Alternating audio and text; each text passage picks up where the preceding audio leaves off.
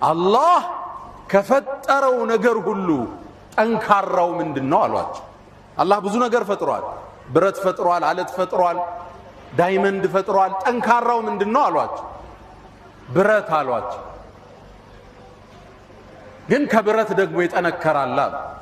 ምንድነው አሏቸው። ሰዓት አሏቸው። ሰዓት ብረትን ያቀልጠዋል አይደል? ስለዚህ ከብረት የጠነከረ ማን ነው? ሰዓት ነው ማለት ነው። ከሰዓት ደግሞ ይጠነከራል አሉ። እሱ ምንድነው? ውሃ ነው አሉ። ውሃ ሰዓትን ያጠፋዋል አይደለም? ከሰዓት ውሃ ይበረታል ማለት ነው። ውሃን ደግሞ የሚያሸንፈው አለ። ማን ነው? ደመና አሉ። ደመና ውሃን ተሸክሞት ይበራል አይደል? ደመና ይጠነክራል አሉ።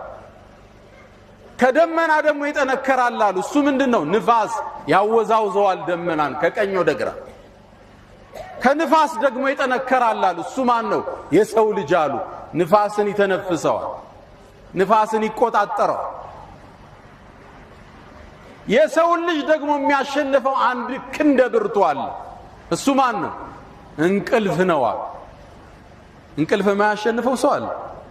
ጀግና በለው፣ ዓሊም በለው፣ ሀብታም በለው፣ ንጉስ በለው፣ እንቅልፍ ከመጣ እጅ መስጠት ነው አይደል?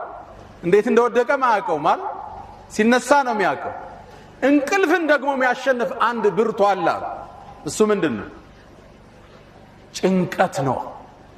ሐሳብ፣ ትካዜ፣ ሀም ይባላል። ሀም ያለው ሰው እንቅልፍ ይመጣዋል፣ ይወስዳል።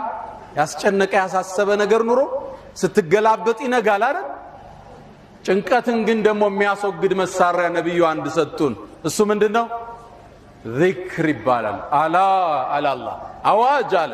በዚክሪላህ አላህን በማስታወስ ተጥመኢኑል ቁሉብ ልቦች ይረጋሉ፣ ጭንቀት ይወገዳል። ሶላዋት ከጭንቀት የምንወገድበት ሪዝቃችን የሚሰፋበት ትልቁ መሳሪያ ነው። ይሄ ክስተት የበለጠ ነብዩን እንድናቅ፣ ሲራቸውን እንድናዳምጥ፣ ተክለቁመናቸው እንድናቅ ሌላ ጊዜ ኹጥባ ነሳዋለሁ። እንዴት የቁንጅና አክሊል እንደነበሩ ስብዕናቸው፣ ጀግንነታቸው፣ የጦር መሪ ጀነራል፣ የመስጂድ ኸጢብ፣ የህዝብ ዳኛ፣ ሽማግሌ፣ የጅብሪል ጓደኛ ነብዩ አለይሂ ሰላቱ ወሰለም የተሟላ ስብዕና አላህ ይሰጣቸው። የእሳቸው ኡመት ያረገን ጌታ አላህ የተመሰገነ። ከእሳቸው ጋር የውመል ቂያማ አብሮ በጀነት ይሰብስበን። ሐውዳቸው ላይ ከጃቸው ጠጠው ጥማቸው ከሚቆረጡት አላህ ያድርገን።